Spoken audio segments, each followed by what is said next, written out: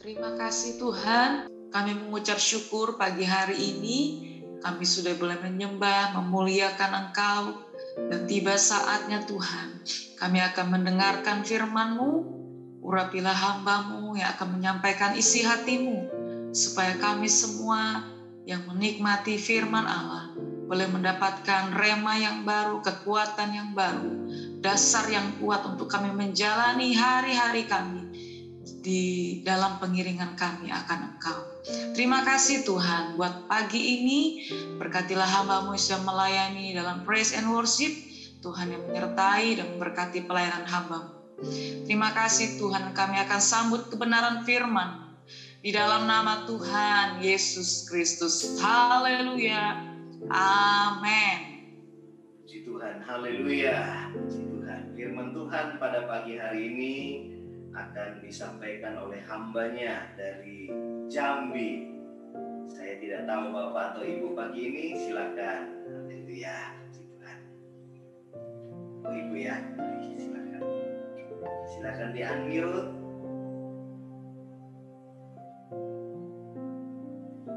Selamat pagi.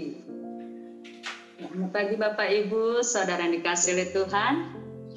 Pagi. Suara saya baik? Baik. Iya, puji Tuhan kalau begitu ya, tidak ada gangguan dalam suara.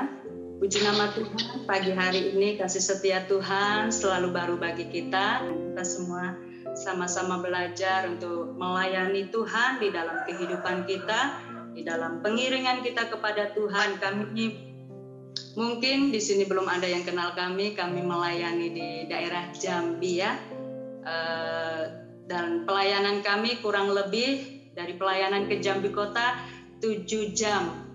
Jadi Bapak Ibu Saudara yang dikasihi oleh Tuhan, kami ada di dalam ya, jauh dari kota. Dan kalau tidak salah 5-6 tahun yang lalu Bapak Jokowi juga pernah datang ke desa kami untuk satu hal, suku anak dalam. Jadi markas suku anak dalam itu ada di desa kami ya. Nanti Bapak Ibu kalau mau berkunjung melihat anak yang kalau kita lihat suku yang masih berpakaian seperti primitif itu ada di daerah kami. Kalau Bapak Ibu juga pernah dengar Bukit 12 itu ada di daerah kami. Dan Bapak Presiden kita juga pernah datang ke desa kami untuk mengurus suku anak dalam. Puji nama Tuhan, Bapak Ibu Saudara yang dikasihi oleh Tuhan. Kita tidak lama-lama untuk kita masuk dalam kebenaran firman Tuhan. Kita langsung saja ambil Alkitab kita yang tertulis di dalam suratan Petrus yang pertama. Suratan Petrus yang pertama, ayat yang ketiga sampai ayat yang ke-9. Pengharapan, iman, dan kasih. Surat Petrus yang pertama, ayat yang ketiga sampai yang 9. Terpujilah Allah dan Bapa Tuhan kita Yesus Kristus, yang karena rahmat-Nya yang besar telah melahirkan kita kembali oleh kebangkitan Yesus Kristus dari antara orang mati kepada suatu hidup yang penuh pengharapan, untuk menerima suatu bagian yang tidak dapat binasa, yang tidak dapat cemar, dan yang tidak dapat layu, yang tersimpan di surga bagi kamu, yaitu kamu yang dipelihara dalam kekuatan Allah karena imanmu, sementara kamu menantikan keselamatan yang telah tersedia untuk dinyatakan pada zaman akhir. Bergembiralah akan hal itu. Sekali lagi, sekarang ini kamu seketika harus berduka cita oleh berbagai-bagai pencobaan. Maksud semuanya itu ialah untuk membuktikan kemurnian imanmu yang jauh lebih tinggi nilainya daripada emas yang fana, yang diuji kemurniannya dengan api, sehingga kamu memperoleh puji-pujian dan kemuliaan dan kehormatan pada hari Yesus Kristus menyatakan dirinya. Sekalipun kamu belum pernah melihat Dia, namun kamu mengasihinya. Kamu percaya kepada Dia, sekalipun kamu sekarang tidak melihatnya. Kamu bergembira karena sukacita yang mulia dan yang tidak terkatakan, karena kamu telah mencapai tujuan imanmu, yaitu keselamatan jiwamu. Puji nama Tuhan. Haleluya. Bapak Ibu Saudara yang diberkati oleh Tuhan, renungan pada pagi hari ini ditulis oleh Rasul Petrus, di mana dia menyampaikan firman Tuhan bagi setiap kehidupan kita supaya kita tetap kuat di dalam iman kita. Amin. Supaya kita tetap berpengharapan di dalam Tuhan, supaya kita tetap memiliki kasih di dalam Tuhan, supaya kita tetap percaya sepenuhnya kepada Tuhan. Ayat yang ketiga dikatakan, terpujilah Allah dan Bapa Tuhan kita Yesus Kristus, yang karena rahmat-Nya yang besar telah melahirkan kita kembali oleh kebangkitan Yesus Kristus dari antara orang mati kepada suatu hidup yang penuh pengharapan. Hidup yang penuh pengharapan. Garis bawahi di sini, hidup yang penuh pengharapan. Pengharapan yang bagaimana? Pengharapan yang benar-benar kita ada di dalamnya, yaitu memiliki keselamatan hanya ada di dalam Yesus. Karena apa?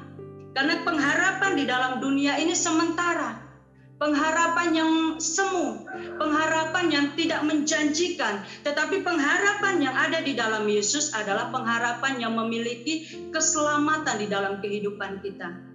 Bapak Ibu Saudara yang dikasihi oleh Tuhan, kalau saya ingat sekitar tahun 2011 kalau tidak salah, banyak masyarakat mencondongkan waktu itu ya di daerah kami perkebunan kelapa sawit. Jadi mereka memberikan pengharapan mereka, sandaran hidup mereka kepada apa yang mereka miliki. Dan saat itu harga sawit mulai melonjak hampir 1.000 per kilonya 1.800 ya. Dan mereka mulai melakukan hal-hal yang mungkin membuat mereka ada harapan untuk melakukan ini.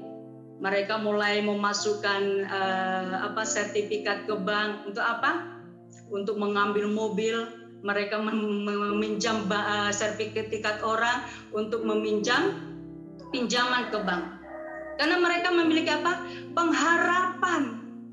Mereka memiliki ladang sawit. Tetapi ingat Bapak Ibu Saudara yang dikasihi oleh Tuhan, pengharapan mereka kepada hal yang ada di dalam dunia ini sangat mengecewakan. Saat mereka bergantung penuh kepada apa yang mereka miliki, kepada apa yang mereka seakan-akan itu menjadi sandaran hidup dalam kehidupan mereka, di luar dugaan, harga sawit yang satu kilonya mencapai 1.800 anjlok menjadi Rp500. Banyak yang stres Bapak Ibu Saudara yang dikasihi oleh Tuhan. Karena apa? Mereka menggantungkan pengharapan hidup mereka kepada apa yang kelihatan secara manusia. Mereka menggantungkan kehidupan mereka kepada apa yang kelihatan, yang seakan-akan membuat mereka wow. Dan Bapak Ibu Saudara yang dikasihi oleh Tuhan, terjadi bunuh diri di tetangga kami ya. Karena apa? Karena stres. Mereka yang tadinya menggantungkan kepada ladang sawit mereka, harapan mereka sukses, harapan mereka mencapai standar yang hebat, yang luar biasa, semuanya anjlok. Tetapi kita sebagai anak-anak Tuhan, pengharapan kita hanya ada di dalam Yesus. Amin. Pengharapan kita hanya ada di dalam Yesus. Jangan pernah kita menggantungkan apa yang ada di dalam dunia ini. Pengharapan yang ada di dalam dunia ini, semuanya itu sia-sia. Tidak ada artinya. Dan Bapak Ibu Saudara yang dikasihi oleh Tuhan, kalau kita melihat ayat yang keempat, untuk menerima suatu bagian yang tidak dapat binasa, yang tidak dapat cemar, dan yang tidak dapat layu, yang tersimpan di surga bagi kamu. Bapak Ibu Saudara yang dikasihi oleh Tuhan, saat kita mau menggantungkan diri kita, hidup kita kepada pengharapan yang sesungguhnya, yaitu di dalam Yesus, janji firman Tuhan ada di ayat yang keempat. Kita akan menerima hal yang tidak dapat binasa, yang tersimpan di dalam surga bagi setiap kehidupan kita. Sekali lagi saya katakan, jangan menggantungkan harapan kita kepada apa yang terlihat dengan mata kacamata kita. Jangan pernah menggantungkan kehidupan kita dengan apa yang terlihat di dalam dunia ini. Tetapi gantungkanlah hidup kita, sandarkan hidup kita kepada Yesus Kristus. Tuhan dalam kehidupan kita, yang tidak pernah mengecewakan, yang tidak akan pernah meninggalkan kita. Dan firman Tuhan menjanjikan di saat kita menggantungkan hidup kita kepada Tuhan, kita akan menerima yang tidak dapat binasa, yang tersimpan bagi kamu di dalam surga, yang tidak dapat layu, yang tidak dapat cemar. Kalau pengharapan kita sungguh-sungguh di dalam Tuhan, gantungkan harapan kita sepenuhnya kepada Tuhan, maka di dalamnya kita akan dapati berkat-berkat ilahi, berkat-berkat dari surga. Bukan berarti kita tidak boleh memiliki berkat-berkat dunia ini, tidak. Itu boleh-boleh saja, tetapi biarlah dalam kehidupan kita, pengiringan kita kepada Tuhan, kita benar-benar menggantungkan sepenuhnya kehidupan kita kepada Tuhan. Bapak, Ibu, Saudara yang dikasihi oleh Tuhan, untuk memiliki apa yang dijanjikan Tuhan di dalam kehidupan kita dalam ayat yang keempat, untuk memiliki bagian yang tidak binasa, yang tidak dapat binasa di dalam kehidupan kita, kita harus melewati proses. Kita harus melewati suatu tantangan di dalam kehidupan kita. Coba kita baca ayat yang ke-6. Demikian firman Tuhan, untuk kita menerima bagian yang tidak dapat binasa, kita harus melalui proses. Dan kita lihat ayat yang ke-6, bergembiralah akan hal itu, sekalipun sekarang ini kamu seketika harus berduka cita oleh berbagai-bagai pencobaan. Bergembiralah, bersukacitalah senantiasa, kata firman Tuhan.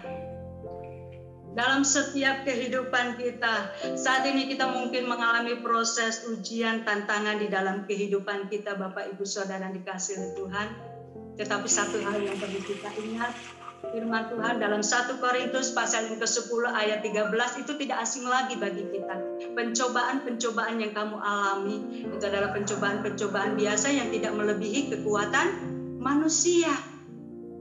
Jadi saat kita menghadapi ujian, di saat kita menghadapi tantangan dalam kehidupan kita, firman Tuhan mengajarkan kita apa? Bergembira. Bersukacitalah senantiasa. Tetap semangat, tetap kita bersyukur di dalamnya, di dalam setiap proses demi proses yang kita alami di dalam kehidupan kita, dalam pengiringan kita untuk mencapai apa? Untuk mencapai berkat yang dijanjikan oleh Tuhan di ayat yang tidak dapat binasa. Berkat yang luar biasa yang Tuhan janjikan dalam kehidupan kita. Jadi Bapak, Ibu, Saudara yang dikasihi oleh Tuhan, biarlah iman kita tetap bertumbuh di dalam pengenalan akan kasih Tuhan di dalam setiap kehidupan kita. Bagaimana cara iman kita bisa bertumbuh? Satu hal yang kita harus tahu di dalam kehidupan kita, tadi saya sudah katakan, yaitu kita harus mengalami proses atau mengalami ujian. Saat iman kita bertumbuh, kita harus menghadapi hal itu.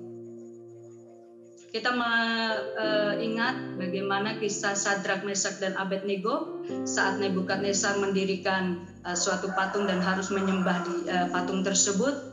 Sadrak, Mesak, dan Abednego tidak mau melakukan apa yang diperintahkan oleh Nebukadnezar untuk menyembah patung tersebut. Dan hukuman pada waktu itu, sebarang siapapun yang tidak mau menyembah patung tersebut adalah hukumannya mati. Tetapi apa yang dilakukan oleh Sadrak dan Abednego, Mesak dan Abednego, dia katakan, jika Allah kami yang kami puja sanggup melepaskan kami, maka Ia akan melepaskan kami dari perapian yang menyala-nyala itu dan dari tangan-Mu ya Raja. Jadi Tuhan Allah sanggup melepaskan kita dari setiap masalah demi masalah ujian yang kita hadapi. Tetapi satu hal yang kita perlu ingat, yang dikatakan oleh Sadrak, Mesak, dan Abednego. Sekalipun Allah tidak melepaskan kami dari hal itu, dari setiap kesulitan masalah, dari setiap tantangan kehidupan seperti yang kita alami, kita tetap mau setia di dalam Tuhan. Amin. Kita tetap mau setia di dalam pengiringan kita kepada Tuhan. Karena kembali saat bagaimana kita akan melihat iman kita bertumbuh, kita harus mengalami proses. Kita harus mengalami ujian, kita harus mengalami tantangan. Hal yang kedua, supaya iman kita bertumbuh. Sebagaimana firman Tuhan di dalam Roma pasal yang ke-10 ayat yang ke-17, iman bertumbuh dari pendengaran akan firman Tuhan. Jadi kalau kita banyak mendengar, membaca, merenungkan firman Tuhan, maka iman itu akan semakin bertumbuh.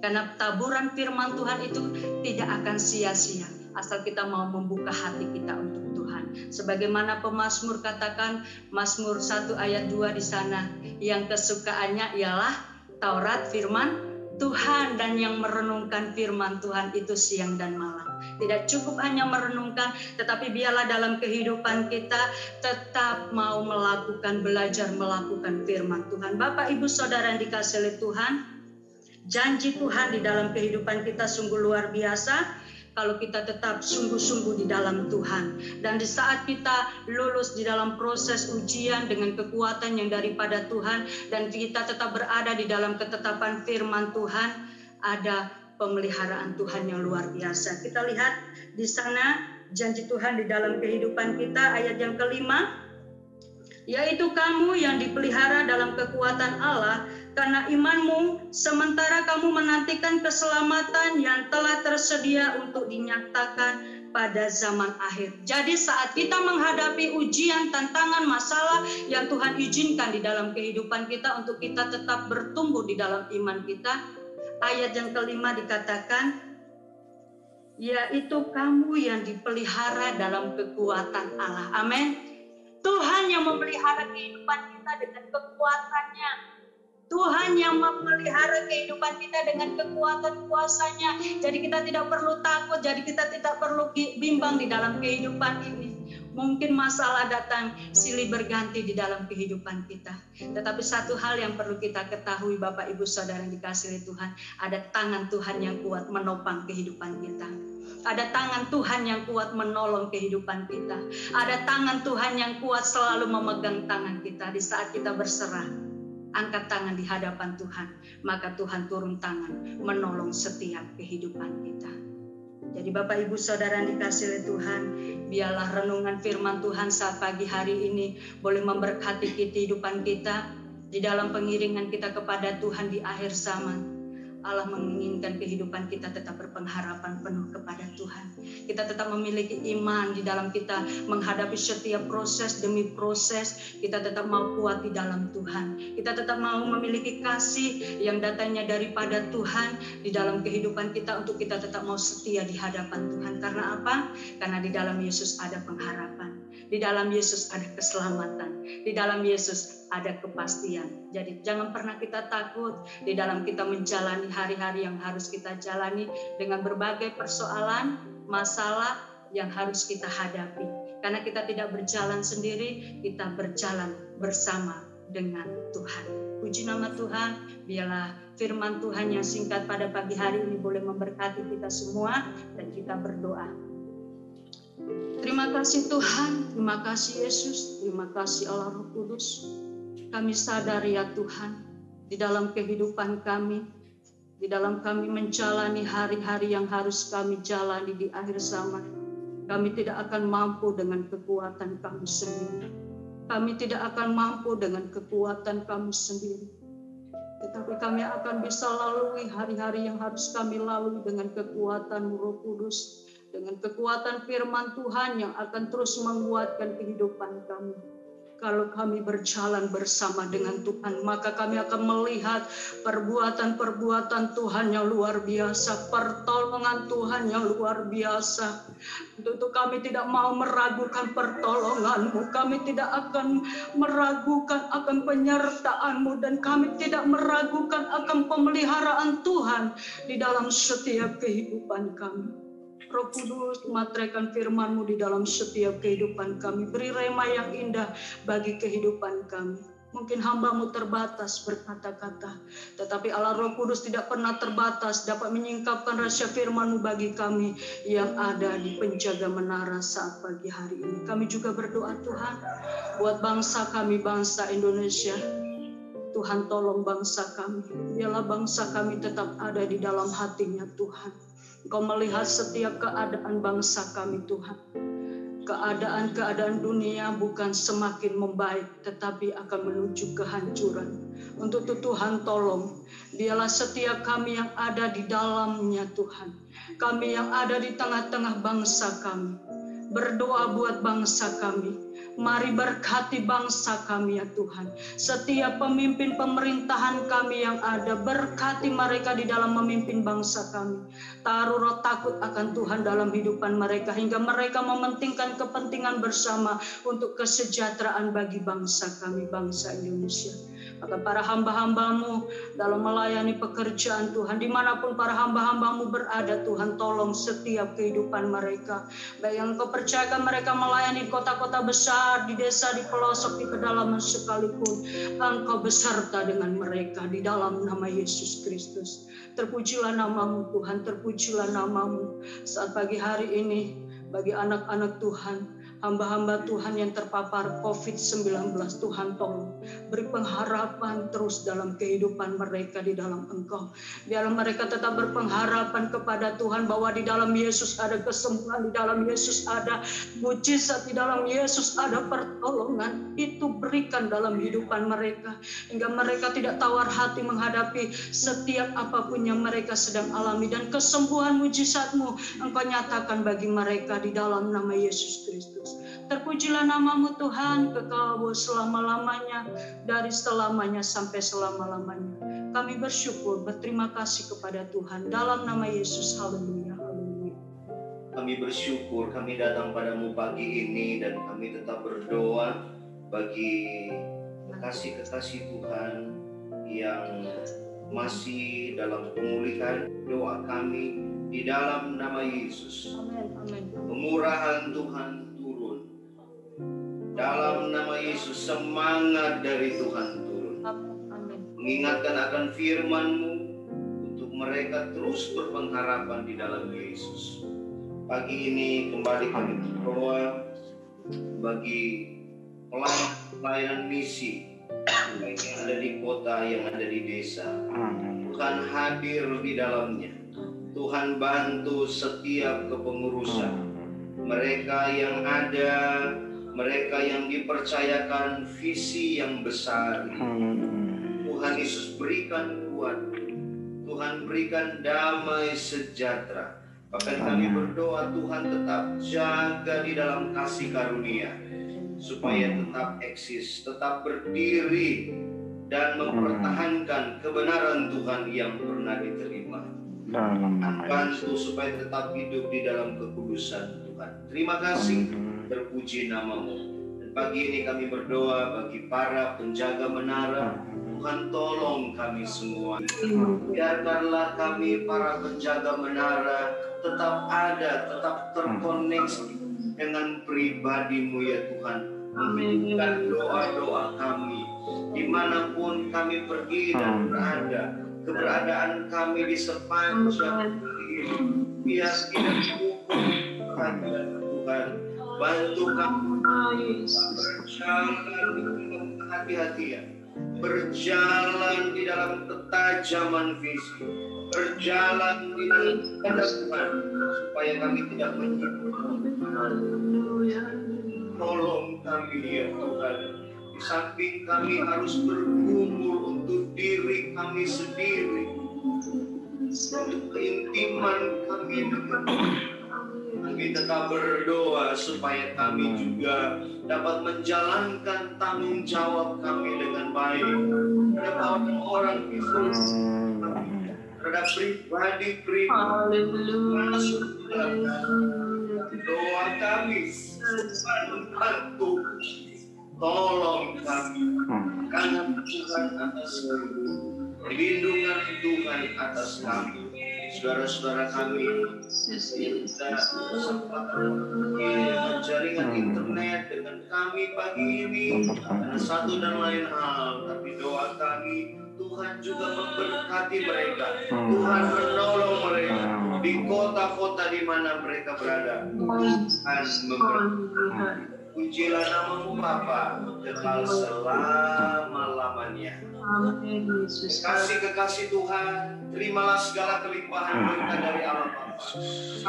Dalam Anak, persekutuan oleh Roh Kudus, memimpin, menyertai kita semua, mulai hari ini sampai datang pada kali yang kedua. Terima segala kelimpahan berkat Tuhan di dalam nama Tuhan Yesus Kristus. Haleluya. Amin. Haleluya.